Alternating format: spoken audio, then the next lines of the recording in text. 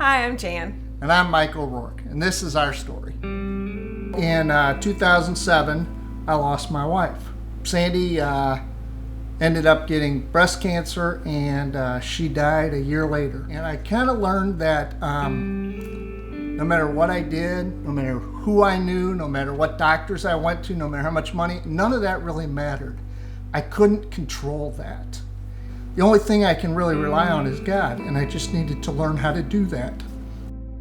I'm Jan O'Rourke, and I likewise had a pretty good youth and childhood, loving family, went to church every week, and when I was a late teenager, that family fell apart, and it was a pretty disastrous event, and my life changed drastically in a day. I kind of didn't have two parents for a while. I was kind of parenting myself. I got married for all the wrong reasons, and it was pretty miserable right from the start. And even though I wanted to honor God in that marriage and thought I was trying to, I don't know that I had the support that I needed, and that's not an excuse. It just didn't work out.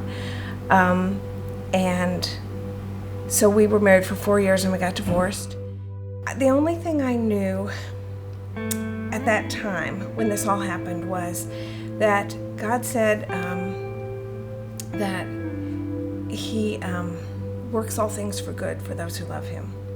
And that's the only snippet that I remember thinking, God, this is my life. It is a disaster. There's nothing, I can't fix any of it. It's all gone. Everything I've ever known is just blah. Here. And you have to make this work for good somehow, because I don't know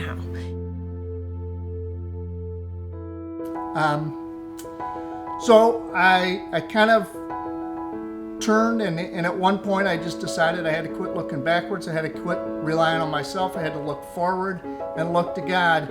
And amazingly, about that time, I met Jan. We went to the same church. We ran into each other at events. We were in Sunday school together, and I asked her out, and we ended up falling in love and getting married. And so I really learned that God really does have a plan for my life, and He is faithful, and I need to trust Him and look forward, and He has a plan that's for my benefit and not for my harm.